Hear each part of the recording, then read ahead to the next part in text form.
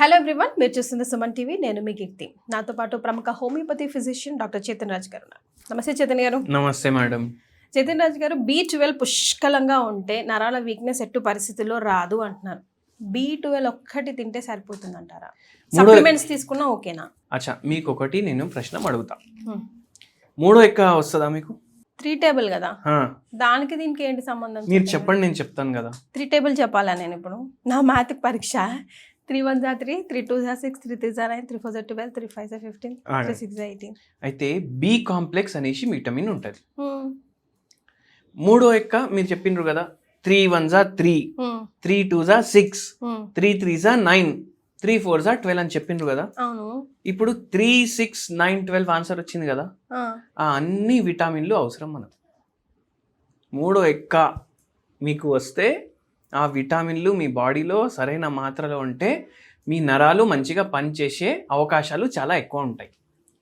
మనం only 12 B12 అనుకుంటాం, B12 అనుకుంటాం, కానీ కాదు. B9 కూడా అవసరం, B6 కూడా అవసరం, B3 కూడా అంతే అవసరం. థయామిన్ B1 కూడా అవసరం. అంతెందుకు, విటమిన్ D కూడా సరైన మాత్రలో ఉండాలి. అయితే మన నరాలు మంచిగా పనిచేస్తాయి. ఓకే, మరి ఎందుకు B12 ని హైలైట్ చేస్తారు? B12 ని ఎందుకు హైలైట్ చేస్తారంటే, ఇప్పుడు ట్రెండింగ్ ఒకటి ఉంటది. ఇప్పుడు ఇండో పాక్ వార్ జరిగింది. అందరూ ఇండియా పాకిస్తాన్ న్యూస్ అని సెర్చ్ చేస్తున్నారు గూగుల్లో. ఇప్పుడు కొందరికి విటమిన్ B12 తక్కువ వచ్చింది, అందరూ విటమిన్ B12 టెస్ట్లు చేయించుకుంటారు. విటమిన్ D కూడా అట్లనే అయింది. అవును. ఇప్పుడు నేను స్టార్టింగ్ ప్రాక్టీస్ లా నా దగ్గర ఒక చిన్న పాపని తీసుకొని వచ్చిండ్రు. చిన్న పాపని తీసుకొస్తే చేతులు లాగుతున్నాయి, కాళ్ళు లాగుతున్నాయి, బొక్కల్లో కూడా నొప్పులు ఉన్నాయి. బోన్స్ కాలు చేతులు లాగుతున్నాయి, తిమ్మిళ్ళు వస్తున్నాయి. 12 ఏండ్లు పాప, 12 ఏండ్లు బ్యాక్ విషయం చెప్తున్నాను నేను మీకు. పాపకి 12 years అంటున్నారా? ఆ పాపకి ఇన్ని ప్రాబ్లంలు అవుతున్నాయి. అయితే అన్ని టెస్టులు చేపించిండ్రు. మన ఆటో ఇమ్యూన్ డిసీజెస్ టెస్ట్లు కూడా చేపించిండ్రు.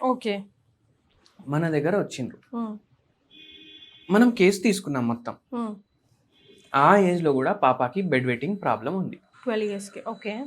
విటమిన్ D టెస్ట్ రాసి విటమిన్ B12 టెస్ట్ రాసినాం. రెండు తక్కువ ఉన్నాయి. వేరే బి కాంప్లెక్స్ విటమిన్లు కూడా చేపించినాము, అవి కూడా తక్కువ ఉన్నాయి. అప్పుడు అంత డీకి అంత ఇది లేకుండే, B12కి అంత లేకుండే, అందరు టెస్ట్లలో చేపించకపోతుండే అప్పుడు ఇంత, ఒక 10 years బ్యాక్.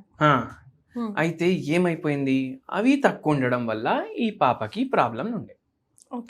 అయితే మనం ఏం చేసినాము, హోమియోపతి మందులు ఇవ్వడం స్టార్ట్ చేసినాము. జర డయట్లో కొన్ని మార్పులు చేసినాము. బెడ్ వెయిటింగ్ ప్రాబ్లం కూడా ఉంది పేషెంట్కి. ఫస్ట్ 2 monthsలో ఏం రిజల్ట్ రాలేదు. అయితే మనం ఏం చేసినాము, పాపకి ఇంకా అడిగినాము, ఏముంది, ఏమైనా భయం ఉందా, ఏమైనా టెన్షన్ ఉందా అనేసి అడిగినాం. ఇప్పుడు పిల్లలు ఏమంటారు, ఏమైనా భయం ఉందా? ఏం భయం లేదు, అంతే కదా. అయితే మనం ఇంకా జర మాట్లాడుతుంటే పాపతోటి ఒకటి సిమ్టమ్ దొరికింది. ఇప్పుడు మన మైండ్ అంటాం కదా, మైండ్లో ఉండే సిమ్టమ్లు మనం ఎక్కువ ఇంపార్టెన్స్ ఇస్తాం. అయితే ఈ పాప మైండ్ అంటే ఏంది, మైండ్ అంటే మన బుర్ర కాదు, బ్రెయిన్ కాదు. మైండ్ వేరే, బ్రెయిన్ వేరే. మైండ్ అంటే ఏంది, మన ఎక్స్పీరియన్సే మన మైండ్, మన మనసు. అయితే ఈ పాప వాళ్ళ అమ్మ చెప్పిండ్రు, అన్ని పనులు చాలా జాగ్రత్తగా చేస్తారు, డ్రాయింగ్లు బాగా గీస్తారు, పెద్ద పెద్ద ఆర్టిస్టులు గీసినట్టు గీస్తారు డ్రాయింగ్లు, దేవుని చిత్రాలు, పిక్చర్స్. మళ్ళా మెట్లు దిగేటప్పుడు ఇట్లా పట్టుకొని, పెద్దవాళ్ళు ముసలి ఉన్న వాళ్ళు దిగుతారు కదా, ఒక్క అడుగు పెట్టి ఒక్క అడుగు అట్లనే దిగుతుంది. ఇట్లా 2 అడుగులతోటి దిగదు అనేసి అన్నారు. అది మన సిమ్టమ్. ఇప్పుడు ఇది ఎట్లా సిమ్టమ్ అవుతుంది, హోమియోపతిలా మైండ్ కి మేము ఇంపార్టెన్స్ ఇస్తాం. అది సిమ్టమ్ తీసుకున్నాము. మళ్ళీ పాపకి ఏం కళలు వస్తాయి అంటే, మొత్తం రూమ్ ఫ్లవర్లు ఉన్నాయి. ఆ ఫ్లవర్లు దేంతో తయారైనాయి అంటే చాక్లెట్లతోటి తయారైనాయి. అదే కళ వస్తుంది. అది కూడా మా సిమ్టమ్. ఎందుకంటే కళ్ళకు కూడా ఎక్కువ ఇంపార్టెన్స్ ఇస్తాం. మళ్ళీ ఇంకోటి సిమ్టమ్ ఏం దొరికింది అంటే పౌర్ణమికి అమావాస్యకి ఉన్న సిమ్టమ్లు ఇంకా ఎక్కువ అనిపిస్తాయి. సో ఇవి కూడా మేము హోమియోపతిలో కన్సిడర్ చేస్తాం. సో అవి అన్నీ కన్సిడర్ చేసి డయట్లలో కొన్ని మార్పులు చేసి పేషెంట్కి మందులు ఇచ్చినాము. 3 నెలల్లో దేవుని దయతోటి పూర్తిగా తగ్గిపోయింది. 1 ఇయర్ నుంచి ఉండే ప్రాబ్లం మళ్ళీ దాంతో పాటు మతి మార్పు కూడా ఉండే. ఎంత చదివినా ఎగ్జామ్లో గుర్తుండదు. సో అవి కూడా తగ్గినాయి పేషెంట్కి.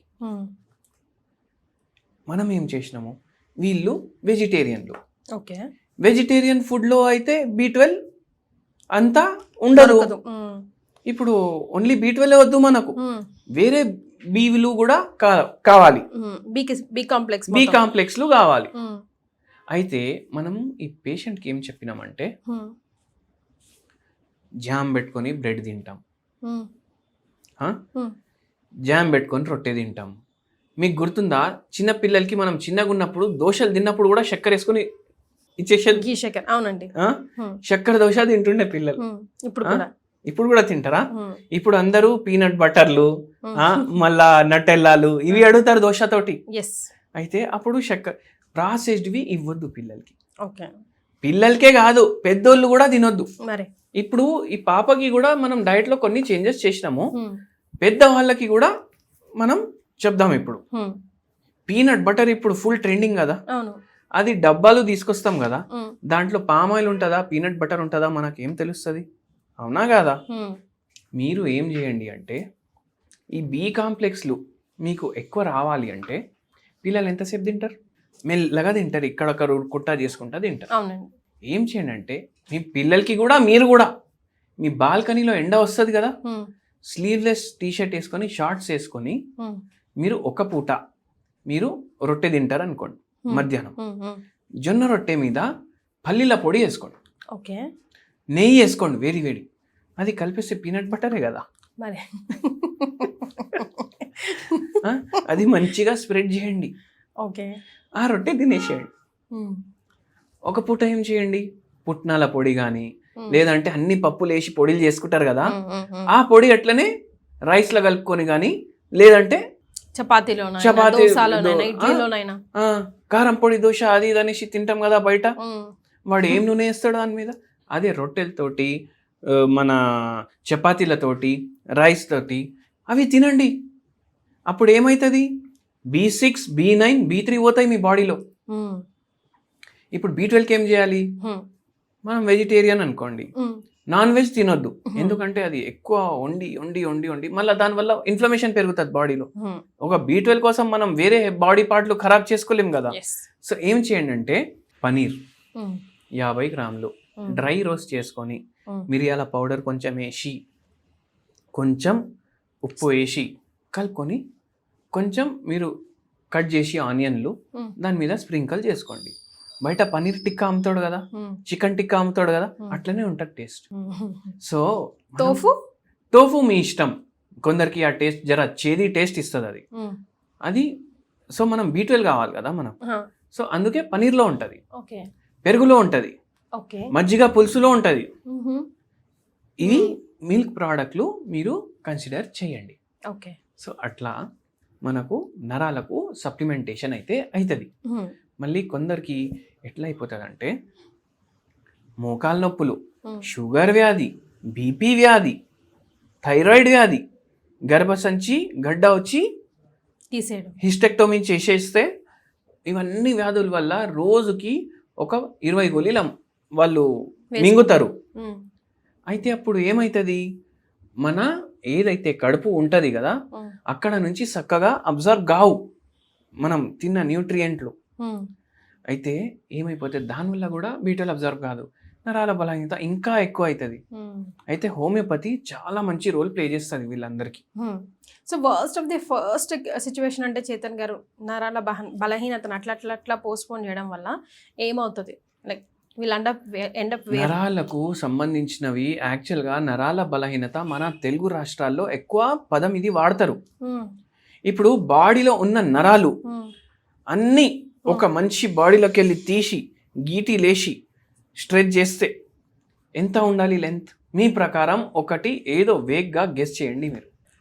నరాలు ఉంటాయి కదా చైతన్య. అదే ఎంత అవుతుంది, దాని లెంత్ ఎంత అవుతుంది, ఎన్ని కిలోమీటర్లు అవుతుందో, మీటర్లు అవుతుందో ఏదో చెప్పండి మేడం, మీకు మైండ్లో వచ్చింది. నా హైట్ ఉంటాయేమో. మన హైట్ ఉంటే నరాలు కింద పైన మొత్తం తిరుగుతూనే ఉంటాయి కదా, కొంచెమైనా పొడుగా ఉంటుంది కదా. ఉంటాయేమో అంతా ఒక 10-15 కిలోమీటర్స్. 10-15 కిలోమీటర్లు మీరు అనుకుంటున్నారు కదా, అన్ని నరాలు గట్టి ఒక దారం చేస్తే 3 లక్షల కిలోమీటర్లు అవుతుంది. మొత్తం లోకం భూలోకం 3 సార్లు చుట్టొచ్చు ఒక్క మంచిది.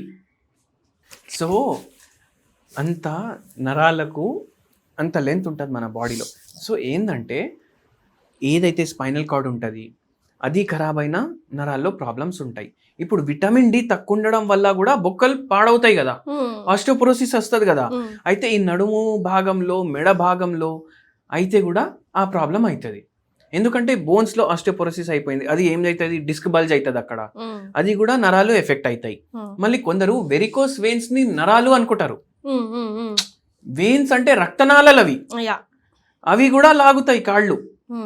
దానికి కూడా హోమియోపతి చాలా మంచిగా ట్రీట్మెంట్ చేస్తుంది. అయితే అది కూడా నరాల సమస్య అనుకుంటారు. కొన్ని బుర్రలో ఒక్కొక్కసారి ట్యూమర్లు అయినా. మళ్ళా ఇంకోటి, ఇప్పుడు ఎండాకాలం ఉంది, ఇప్పుడు నాకు ఏసీ వీడియో స్టార్ట్ చేసే ముందు నా మెడ భాగంకి కొడుతుండే బాగా, నేను చెప్పిన జర పైకి ఎత్తండి అనేసి. అయితే ఇట్లా చల్లగా చేసుకొని ఏసీ డైరెక్ట్ మనం కొట్టేటట్టు మనం పడుకుంటాం, చల్లగా ఉండాలి కదా మనం. అప్పుడు ఏమవుతుందంటే నైట్ మొత్తం గాలి తగిలి తగిలి తగిలి తగిలి ఒక్కొక్కసారి ఇక్కడ ఉన్న ఫేషియల్ నర్వ్ ఎఫెక్ట్ అయిపోతుంది. ఫేషియల్ పాల్సీ అనేసి ఒకటి నరాలకి సంబంధించిన రోగం కూడా ఉంది, అది వచ్చేస్తుంది. ఇంకా ఒక్క సైడ్ ఇట్లా పడిపోతుంది కింద, వాళ్ళకు మాటలు కూడా రావు చక్కగా. సో అందుకే బస్సులలో ప్రయాణం చేసేటప్పుడు విండో ఓపెన్ చేసుకొని నేను పడుకుంటా, కంటిన్యూ గాలి. ఇప్పుడు బస్సు 80 కిలోమీటర్లు ఒక గంటలో పోతుంది అంటే గాలి కూడా ఆ స్పీడ్ తోటి తగులుతుంది మీకు, అంతే కదండి. సో అప్పుడు కూడా అట్లా అవ్వచ్చు. సో అందుకే ఇట్లా ఫ్యాన్ కింద ఎగ్జాక్ట్ గా చల్లగా ఏసీ కూడా పెట్టుకుంటారు, ఫ్యాన్ కూడా పెట్టుకుంటారు మళ్ళీ. సో అట్లా చేయొద్దు. సో ఇప్పుడు ఒక చిన్న పేషెంట్, జస్ట్ చిన్న లిమిటెడ్ కంప్లైంట్తో వచ్చిన వాడి దగ్గర నుంచి పెద్దగా ఎఫెక్ట్ అయిన వాడి దగ్గర వరకు హోమియోపతిలో ట్రీట్మెంట్కి మినిమం ఎన్ని రోజులు పట్టవచ్చు? మనం ఓపిక్గా పేషెంట్ వెంటనే ఇప్పుడు వేరే టాబ్లెట్స్ వేసుకున్న ఒక హాఫ్ అన్ అవర్ 1 అవర్కి వచ్చినంతలా ఎఫెక్టివ్గా ఉండదు కదా. ఉండదా? ఇప్పుడు ఒక పేషెంట్ 2 వారాలు బ్యాక్ వచ్చిండ్రు, మన పాత పేషెంటే, ఆల్రెడీ మోకాలు నొప్పులకి మందులు వాడుతున్నారు. ఇప్పుడు నైట్ జర తీడా మెడ పడుకున్నారు, ఓకే, నెక్స్ట్ డే మార్నింగ్ మెడ పట్టేసింది, ఇట్లనే అయిపోయింది. మనము ఒక్క డోసు మందు ఇచ్చినాం, అట్లా అయిపోయేసరికి ఈ చేయి మొత్తం తిమిరి వస్తుంది. ఒక డోసు ఇచ్చినాం, ఒక అరగంట కూర్చొని పోండి తగ్గిపోతుంది అన్నమ్మ. 15 minutes తగ్గిపోయింది.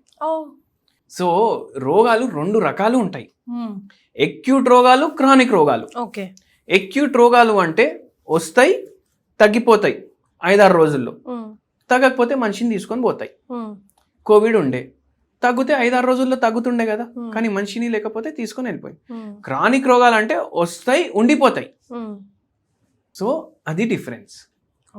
సో క్రానిక్గా ఉంది ప్రాబ్లం, ఇప్పుడు 40 ఏండ్లు 50 ఏండ్లు నుంచి ఉన్న ప్రాబ్లం గంటలో ఎట్లా పోతుంది? ఎగ్జాక్ట్లీ, మనం కూడా టైం ఇవ్వాలి.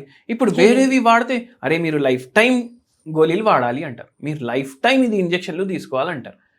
మనం అట్లా కాదు కదా, ఒక 6 months 1 year వాడండి మీకు తగ్గిపోతుంది అంటాం. ఒక పేషెంట్ మన దగ్గర నెల బ్యాక్ వచ్చిండ్రు, నెల బ్యాక్ వస్తే ఆయనకు ఫుల్ ప్రాబ్లం ఉండే, డీజనరేటివ్ డిస్క్ డిజీజ్ ఉండే మెడలో. అయితే ఏమైంది, ఇవాళ మళ్ళీ వచ్చిండ్రు. ఎందుకు వచ్చిండ్రు? జర పట్టేసినట్టుంది సార్, నాకు ఇన్ని ఇయర్స్ నుంచి ప్రాబ్లం ఉండే, కానీ ఇప్పుడు చాలా బెటర్ ఉంది మీ మందులు తీసుకున్నప్పటి నుంచి, నాకు వారంలోనే తెలిసిపోయింది మీ మందు బాగా పనిచేస్తుంది అనేసి అన్నారు. అయితే ఎప్పటి నుంచి ఉన్న ప్రాబ్లం రిలీఫ్ అయితే మీకు ఇమీడియట్లీ స్టార్ట్ అయిపోతుంది ఎన్నో కేసుల్లో, పూర్తిగా తగ్గడానికి మనకు టైం పడుతుంది. సో అట్లా, ఎందుకంటే మనకు రిపోర్ట్లలో కూడా రోగం పోవాలి, అప్పటి వరకు మనం మందులు వాడిపిస్తాం. So at the end of the topic, vitamin B12 తో పాటు B కాంప్లెక్స్ మొత్తం కూడా అవసరం, but B12 plays a crucial role అంటున్నారు. Right, thank you so much అండి. థ్యాంక్ యూ అండి.